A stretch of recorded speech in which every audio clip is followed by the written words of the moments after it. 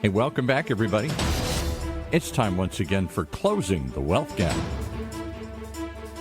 The one show, maybe the only show that shows you how to close the wealth gap in your own life with the man who's done it for many,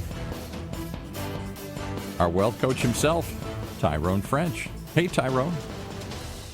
Hey, everyone. Welcome to another episode of Closing the Wealth Gap. I'm your host, Tyrone French. I'd like for you to do me a favor. I want you to download my free mobile app into your phone. It's easy to install. The instructions are right there. Just go to TyroneFrenchApp.com or text Tyrone French to 36260. Again, text Tyrone French to 36260. Or you can go to my website, TyroneFrench.com. That's TYRONEFRENCH.com. Or give us a call. Call Tyrone at 877-296-5192, 24 hours a day, 7 days a week. It's a recorded message. Leave a message, even if it's just to cuss me out that you didn't like the show.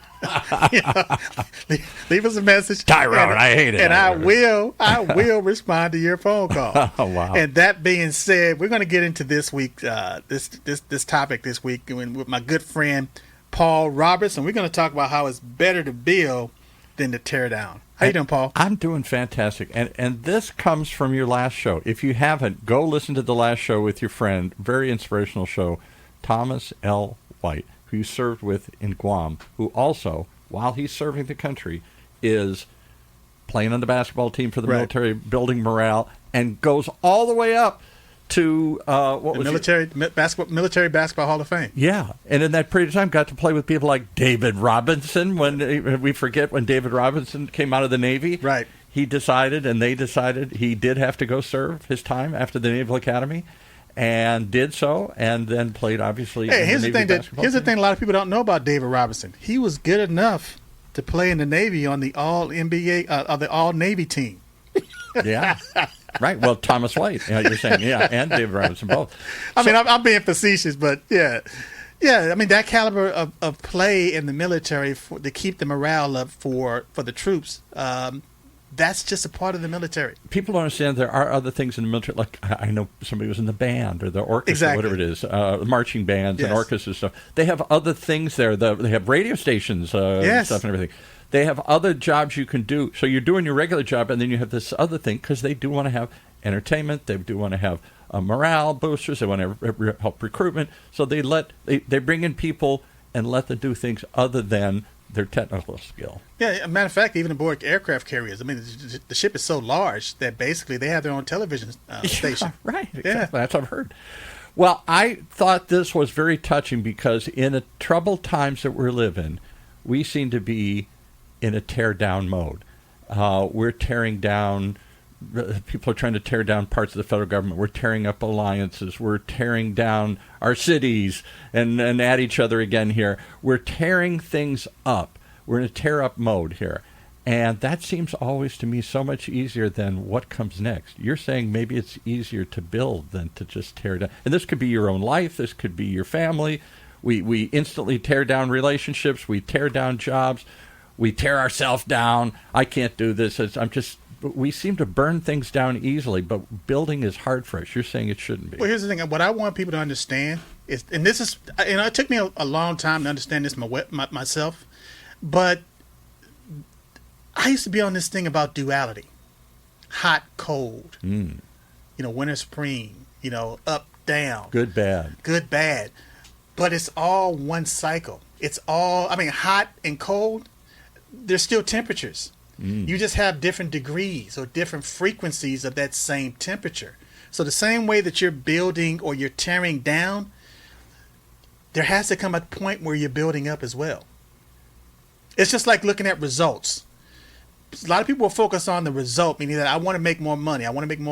Right. But you got to look at the cause. What service are you willing to provide to make more money? Right.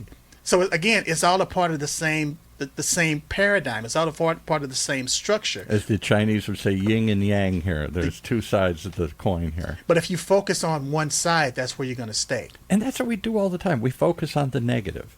And too often we don't talk about the positive. Or it's the opposite. I know people that are always just oh, Sonny, everything's great, everything's wonderful. And it's like, no, there are problems. You got to face that too. You got to have a reality-based approach, but you can't be negative all the time either. But that's where the balance comes in. Yeah. See, the balance, when you look at, even if you look at a number line, you got on the left side, you got the positive numbers. Right. And on the right side, you got the negative numbers. Yeah, right. But on the negative numbers, you're going to see a sign in front of it with a negative sign. Right. But right smack dab in the center, you're going to find a 0. Right. Yeah. But that's the balance. Yeah. That's the balance. You know, I'm making a face because this was my late father's favorite word, balance. Everything is balance in life. Don't eat too much, don't eat too little. Don't work too hard, don't work too little. Don't spend too much, don't spend too little. You know, everything was about finding that balance in your life there. We call it, another word is equilibrium. Yeah. Finding the equilibrium. But here's the thing. You cannot stay in the balance. You can't stay in the equilibrium. Mm-hmm. It's like look at transitions as far as I hate that. We want to get to zero. We want to get to the equilibrium and stay there. I don't want the boat to rock. But all of a sudden, it starts rocking again. If things are too hot, you'll burn up. Yeah. If things are too cold, you'll freeze. Yeah. So look at our weather. We really have 2 seasons: winter and summer. Yeah. Fall and spring. That's the equilibrium. When I was in the That's Midwest, we call it livable and unlivable. There was a couple months you could live, the rest of the time it was unlivable. Yeah, but again, fall and spring are transitions. The transitional going from or going to winter and summer. And we all live in these environments, you know, mentally, physically. But if we can't articulate these things, then you feel trapped. And now you're being conditioned by circumstances. Right. Versus internalizing things and having an understanding that life is meant to be lived from the inside out and not from the outside in. We dictate our lives. We dictate to society. We are creators. Somebody once said, you can't change what happens to you, but you can change how you react. 100% of the time. 100% of the time. The thing is, we choose based on what's familiar to us and what's comfortable to react a certain way based on where we are. Then why do we feel, let's start with our own lives, we have no choice? I was born, there's 3 strikes against me. Thomas White, your friend, was talking about, he didn't go into detail, but it sounded like he had a pretty tough, rough life growing up in Detroit, where I grew up. He grew up in a tougher part than I did, I'm sure. And, you know, his only way out was basketball in the military. That was the only path he could see forward where he didn't end up bad. But again, it was a choice. Matter of fact, he tells his story how he was walking down this alley as a kid and he saw this old beat up basketball in a trash can. That's what started his career. He picked it up for basketball. And it led him, just that chance experience of finding this old beat up basketball in a trash can led him to the Military Hall of Fame. So why is it that we don't see those things or don't pick them up? We walk right by them, or if we see it, we say, I can't do that. Well, sometimes we're not living in the now. Sometimes we're living in the past, and we're living in the future. Right. Always focus on what happened before and how it's screwed me over forever, or the hope, the fantasy of what's going to come next year. But here's the thing. Why build on something in your past that you can never change? No, that's true. It's done. It's there. But you choose to build on that experience. Even though it happened 10, 20, 30 years ago, you're still building on that foundation. Instead of living life in the now and saying, okay, I'm going to change direction. This is what I choose to do now. And if you make that choice to say, this is what I'm going to do now, that becomes a different reality. That becomes a different habit. And as you being consistent with that thing, now you got a totally different life. And you love to talk about almost a different frequency, like you're actually changing reality somehow. You're tuning into a different frequency. You're choosing to hear something that everybody else can't hear. Well, here's the thing. If you're driving down the 405 freeway, right, and you're listening to country and western music, It doesn't mean that jazz is not Oh, in airways. One does not Doesn't come mean that classical music, that's right, it's not in airways. It's just you're not tuned into it. So some people are tuned into misery and despair, and they're being hopeless. And that's what's coming in through their speakers, which is validating their position, because they're just waiting for something bad to happen to say, "Hey, see, look, I knew it. I knew this was too good to be true." Yeah, right. Versus, there's more good things happen to you on a daily basis than bad things. I met years ago a group of immigrants. I had a little bar, and we sold it to some guys. And they all came out, looked very poor. They're from Cambodia. Okay. And they had suffered through. Go watch the old movie, The Killing Fields, where the communists came in. Yes, I remember that. Pushed everybody. They lived in the cities. Their dad was like a doctor or something, and suddenly everybody had to leave the town, go out and dig for your food. The Khmer Rouge. The Khmer Rouge. And all of a sudden, they didn't know how to dig. They didn't know how to grow food. And the little kids start crying, and they'd say, "I don't know how to do this." The guard would come up and shoot them in the head. Anybody else want to cry? So really horrible situation. Came to this country, didn't speak the language, escaped, got here for some religious group, brought them in, the boat people, and they started collecting boxes and cardboard. Their dad had been a doctor in Cambodia, and they're just living this hand-to-mouth existence. But they had hope. They hung in there. Yes. And now they own tons of little liquor stores and restaurants and bars like the one I was buying. So here's the point. They looked at me and they said, "You look at we look at you and we don't understand." I said, "You mean us Americans here?" He said, "Yeah. Right. We came here and we see gold laying Right. all over, and we think you either don't see it or you're too lazy to bend over and pick it up." Right. And I never forgot that analogy. So the gold, I can't see the gold. Where's the gold? But to them, this was like, oh my God, the land of opportunity. And they were willing to bend over, which means bending your back, and Yes. maybe it hurts a little bit to bend over and pick up this stuff that we walk right by, the penny on the pavement.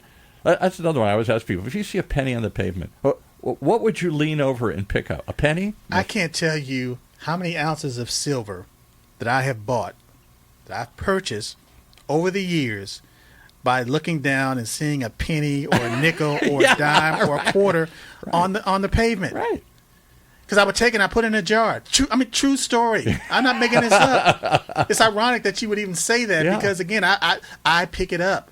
I pick it up, and again, when the jar gets a certain amount, I take it and I purchase silver with it. And I've seen people all the time walk right over money. And I sometimes think to myself, how much does it have to be there? $1, $10, $20? And, a nickel, a dime, even a quarter, not worth it. Not worth bending over to pick it up. But here's the thing. I like that metaphor because life is the same way. Right.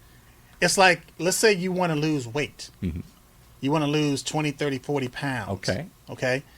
That same analogy of the penny that you won't bend down and pick up, it's the same metaphor that you can use for losing weight. Why? Because let's say you work out today, and then you eat a little bit better. Mm-hmm. You take a few more steps, and all of a sudden you're doing this on a daily basis, whereas you can't see the change immediately. And sometimes it doesn't even it's like it's not even worth going out and walking these extra steps. But the longer you do it, the more consistency you put into it, and it becomes a habit. Now all of a sudden your friends are looking at you and saying, "Hey, something's different about you. Have you lost weight?" Yeah.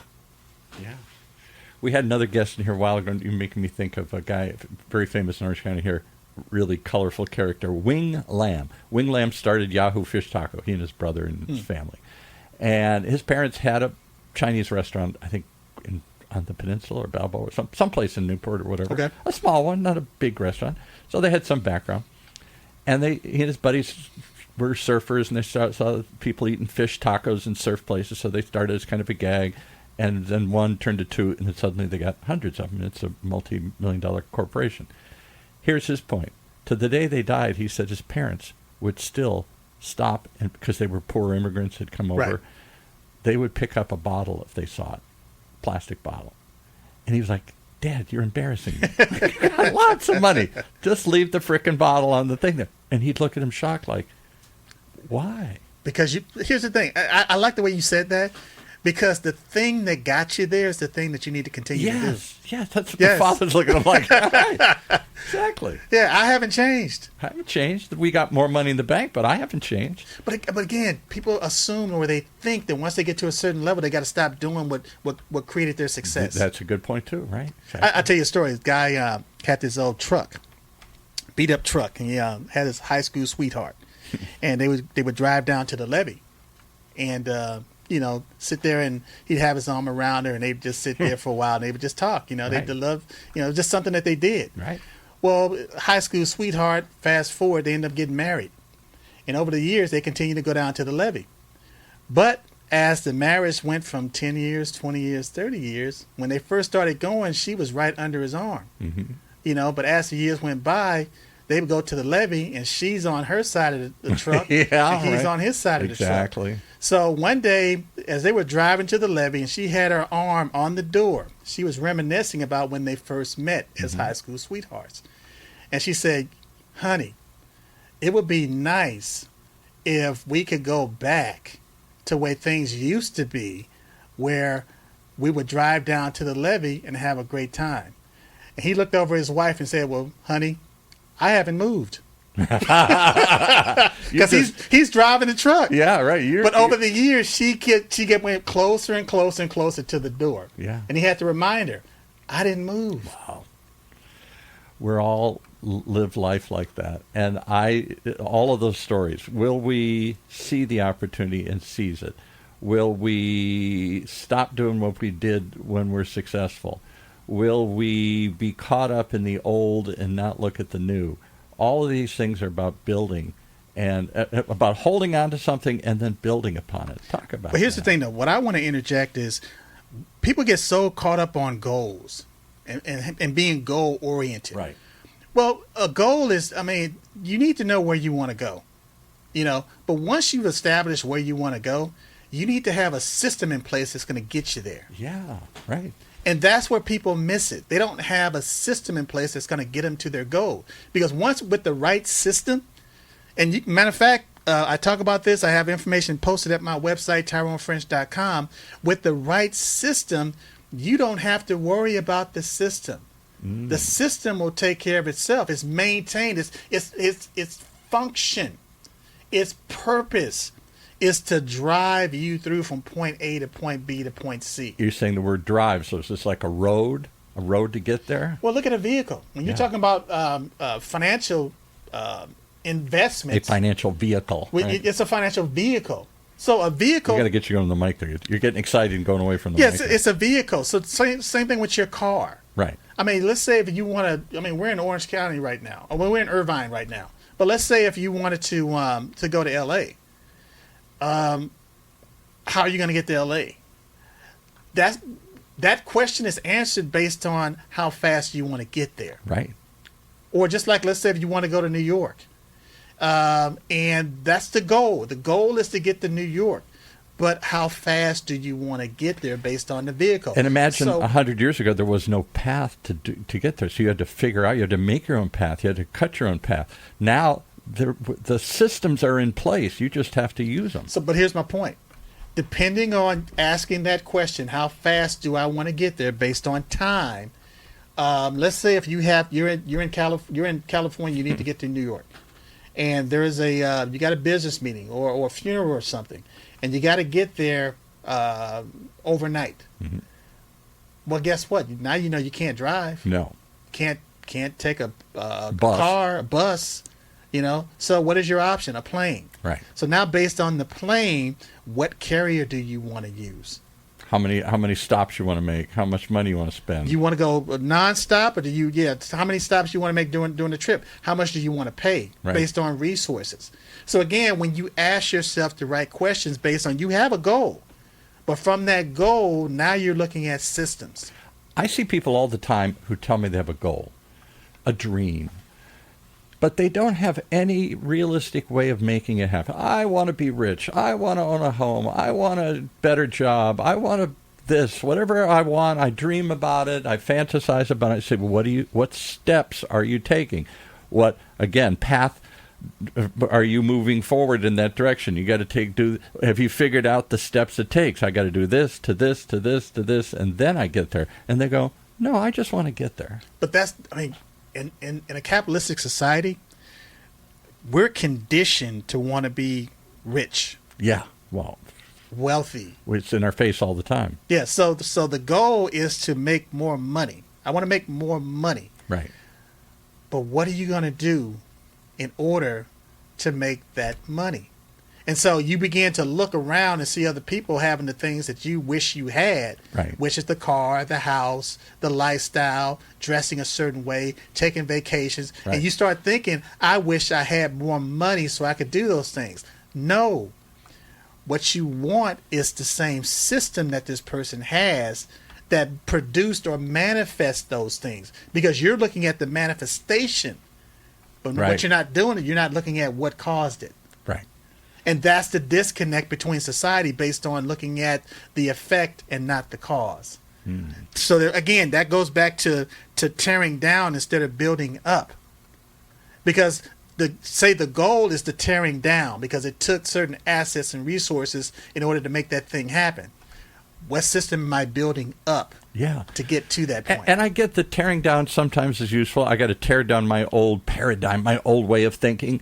I got to tear down the barriers that I think are blocking me from doing that. Some of it's a mental tear down. So there's some tear downs you got to do. And once in a while, you got to reboot and you got to restart and you got to rethink.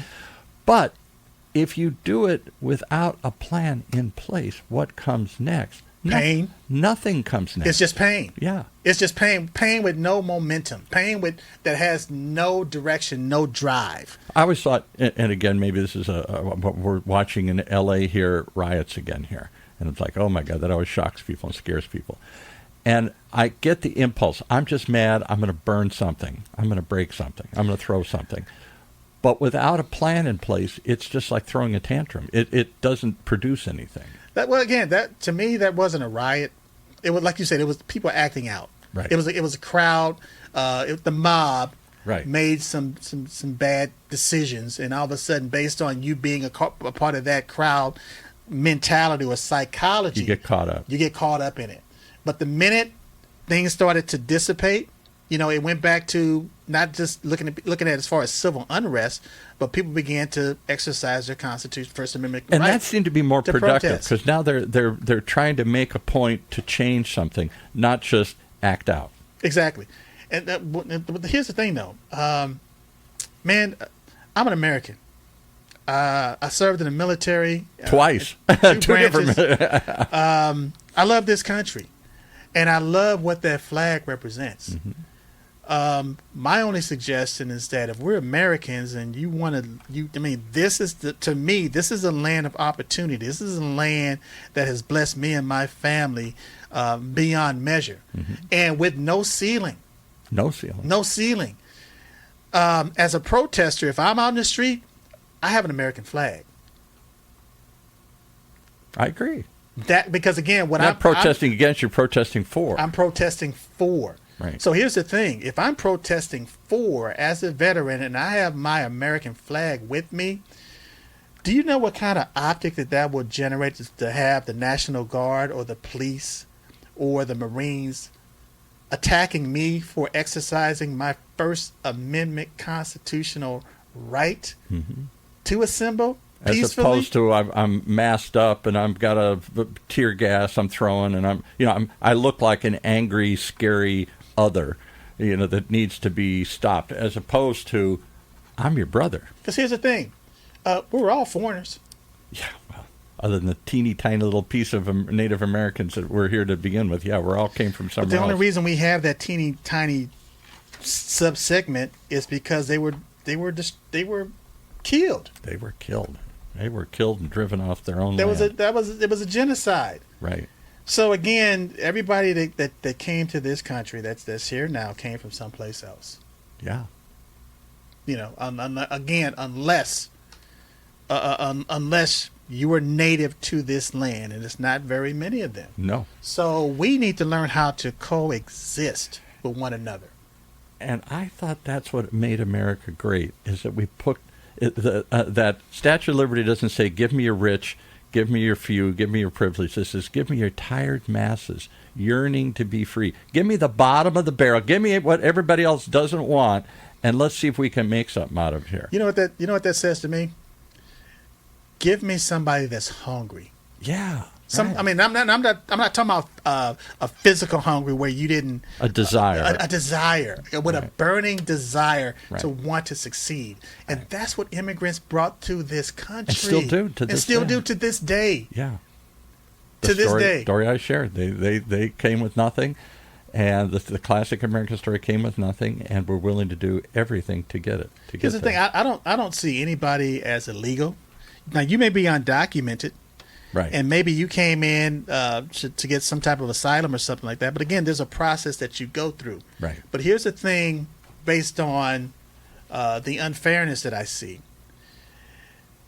You'll try to deport a lot of these people that are undocumented, that are working on these jobs. And what they'll do is they'll raid these jobs, these work sites. But no one ever talks about the employer. Yeah. No, think about don't leave this. No one ever talks about the employer that's hiring undocumented workers for a lower wage. Right. Nobody talks about it. So Paul, they get the arrested. Unfairness is baked into this process. Yeah.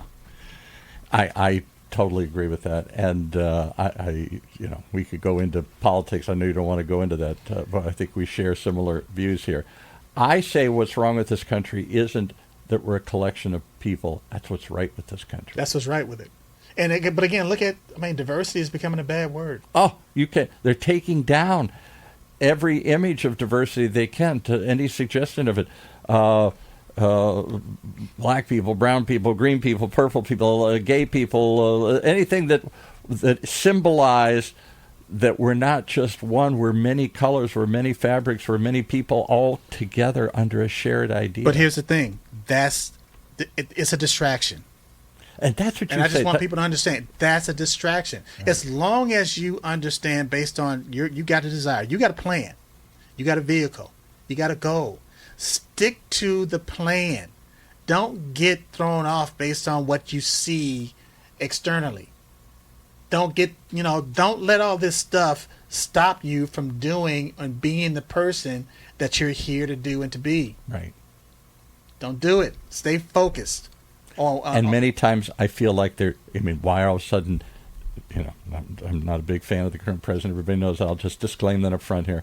But it seems like all this other negative stuff was happening, tariffs and trade and war and everything. And all of a sudden, let's look over here. Let's send in federal troops fully armed in battle gear, and let's see what that does. Well, that provokes a reaction. And then that's what we're focused on here. Is that a distraction, or is that the real action? But again... Or you can use lots of examples of this, yeah. For me, it doesn't matter who's in the White House. It doesn't matter who's running around the hall of Congress. To me, it doesn't even matter who's on the Supreme Court. There are laws that are already on the books. Yeah. Based on, there's a tax code. There are city codes as far as, starting a business and doing things a certain way. Those things haven't changed. They haven't changed. And so, again, if you're thinking about your legacy from generation to generation, these are hiccups. You continue to do the thing that you need to do, continue to build to get from point A to point B to point C. If you get distracted and you stop, you're just following the crowd. You become a part of the mob. Let me give you a point. Again, you got a goal. You're moving towards that goal. All of a sudden, you get distracted. Now, instead of going straight forward, now you're veering off to the left or to the right. Right.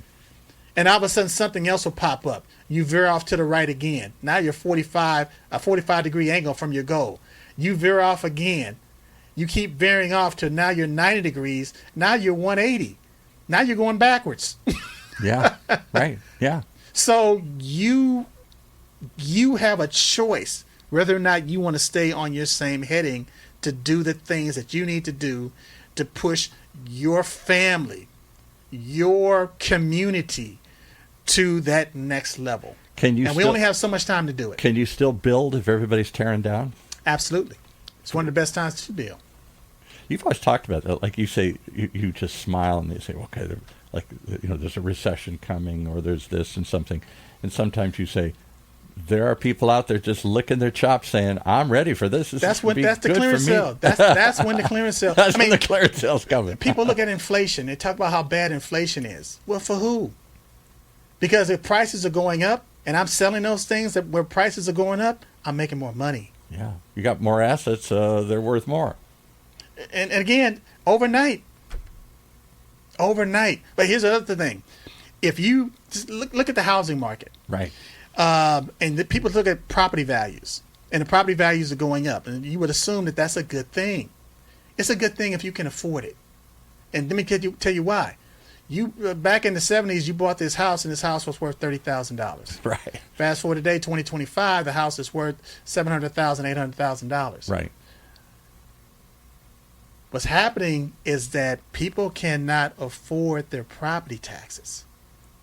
If you can afford your property taxes, no big deal. Right. Well, that was the whole idea of Prop 13, because for a long time, property taxes would have dramatically gone up, and people were being forced out. My house went up, and I can't afford the increased tax, so now they have caps and limits, and it can go up a little bit, but doesn't go up as fast as it would have if we had capped those things. That was a problem that was pushing particularly older people out of their homes. But here's the thing. As you get older and your income stream changes, and now you're not, you're probably dependent on one income. And let's say now you have health issues, and then a lot of your income now is going, and your reserve is going towards medications and things like co-payments, more insurance. So if you have that finite income and you don't have as much discretionary income as you had, then even though that property tax is capped, sometimes it's still insurmountable. Yeah. What scares me as I look ahead in my late 60s here is I can see already the horizon. Income will go down. I stop working or work less or can't work as much or can't get the same jobs I used to because I'm too old or too tired. All that just seems like an inevitable decline. You don't make more to the day you die. Most of us, some do. And at the same time, my medical expenses could go through the roof. The majority of money you spend in medicine and Medicaid and surgeries in the last 10, 20 years of your life. Can I ask you a question? Yeah. If you're taking that scares me. If you're taking a trip from Irvine to San Diego, okay, wouldn't you want to make sure that you got enough gas to get there? Yeah. It's the same thing with your finances. So stuff happens, but you put yourself in a position to where you have a reserve or something that you can draw from. Some people do it with their homes. Some people do it with their business. Right. But you always talk about multiple sources of income. Multiple sources of income. But again, right. People get caught up in thinking that my job, this is my source of income, and I'm never going to lose this source of income until they get laid off or something happens. Right. And then there's no reserve, and then they didn't really plan for retirement. Mm-mm. So that, again, there's not another income source there to draw from. So now, again, circumstances are dictating what kind of life you're going to have. Mm-hmm. All I'm saying is that in the United States of America, you have other options to where you can create multiple streams of income when you're younger, and you don't have to worry about running out of money. The same problem that other people have. I wish I had, because that's my number one fear as I get older. I'm going to run out of money. Here's the thing, though. I look at it like going to the museum. You have a choice of what picture you're going to look at when you go into the museum. I go this room or that room. Yeah, so some people want to go to the horror, right. and look at that and say, "Wow, that's or like scary." the movie-plex. I can go into this theater and watch the scary movie, or I can watch the romantic comedy over here. But it's still a choice. Yeah, absolutely, it's still a choice. And again, every single day we have a choice based on our finances. What life? How do we want our lives to look later on down the road? Well, the choice I hear everybody right now, for everybody listening to this. You have a choice whether you're going to continue to listen to this and come back. And you have a choice whether you're going to pick up the phone and dial what? 877-296-5192. It's that simple. You got a phone? Everybody's holding a phone right now. There isn't anybody listening to this that doesn't have a phone within reach. Hey, if you got a phone with you right now, actually, what I want you to do is text Tyrone French to 36260 and download that free app. As a matter of fact, at that app, you can listen to every podcast episode that we've ever recorded. There you go. And at your fingertips. But when you call that number, 877-296-5192, it's a recorded message. So you don't have to worry about somebody picking up the phone and you having a conversation. Just, leave your thoughts. Leave a message. And hopefully, maybe I'll listen to that message and we'll have a conversation about, what you left, what you were concerned about on the show. Paul and I will have a discussion. One of the crazy things was more when I was in real radio a million years ago. We would just talk and it would go into the ether, didn't go into the ether net, just went out into the air.